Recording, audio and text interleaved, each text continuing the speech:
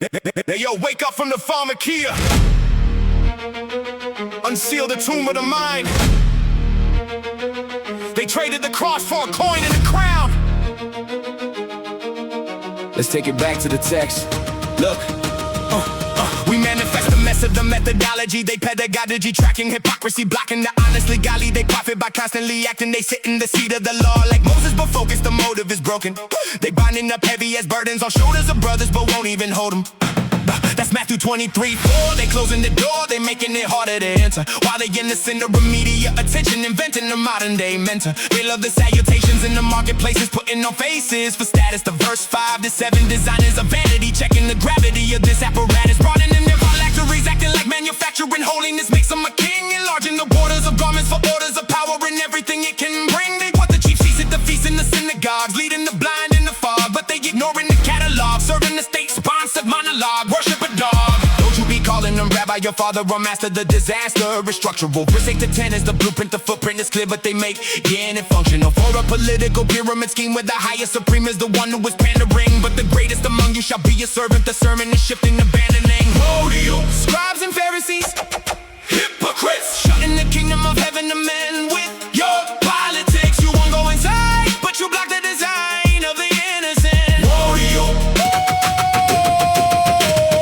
Woe to you, scribes and Pharisees, hypocrites. You clean the outside of the cup while the inside is venomous. Blind guides, blind guides. Step away from the images. Yeah.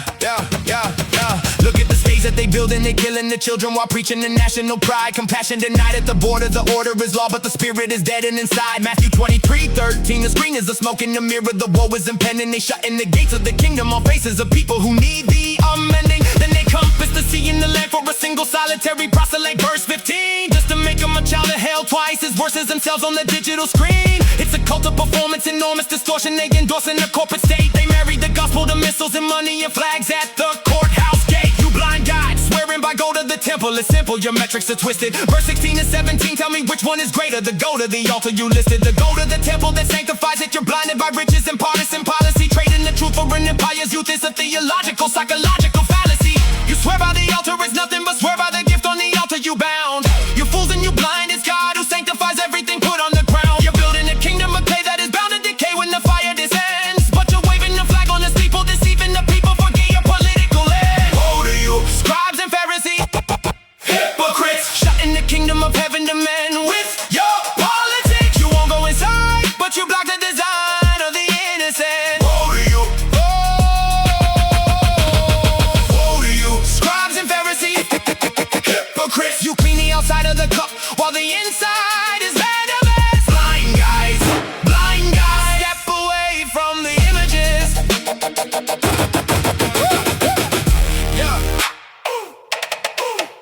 You pay your tithe to the mint and the annies and come and you humanly flawless on paper, but you have omitted the weightier matters of law. Your justice is nothing but vapor. Verse 23, look at the text. It's mercy and faith that you left in the dust. You strain at the gnat but you swallow a camel. You're drowning in power and lust. You clean the outside of the cup and the platter. Verse 25 is sparkling clean, but within they are full of extortion, excess and aggression. A rotten machine. How blind Pharisee, cleanse first that which is within the cup and the plate, so the outside may also be clean and redeemed from the venom of national hate. Verse 27, your whitewashed tombs, which indeed appear beautiful outward to men, but all within full of dead men's bones and uncleanness again and again. Even so ye also outwardly appear righteous to men. Verse 28 is the mirror, but within ye are full of hypocrisy, iniquity, making the judgment look clearer. You build up the tombs of the prophets, garnish the sepulchres of the righteous, and say, if we had been there in the days of our fathers, we wouldn't have walked in their way. Verse 31, you be witnesses unto yourself that you children of them which have killed them. Fill ye up in the measure of your fathers, the blood on the hands of the guilty.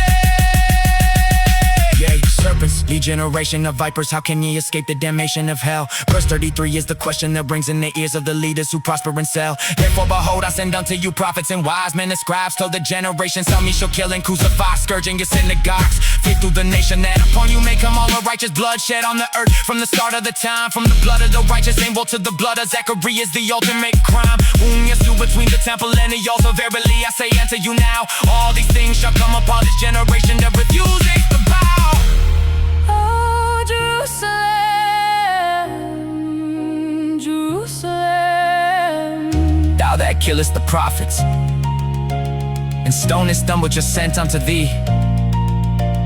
How often would I have gathered thy children together, even as a hen gathereth her chickens under her wings, and ye would not. Look at your institutions, look at your political alliances. The house is left unto you, desolate for to you. We shall not see any henceforth. Tiggy shall say, blessed is he that cometh in the name of the Lord.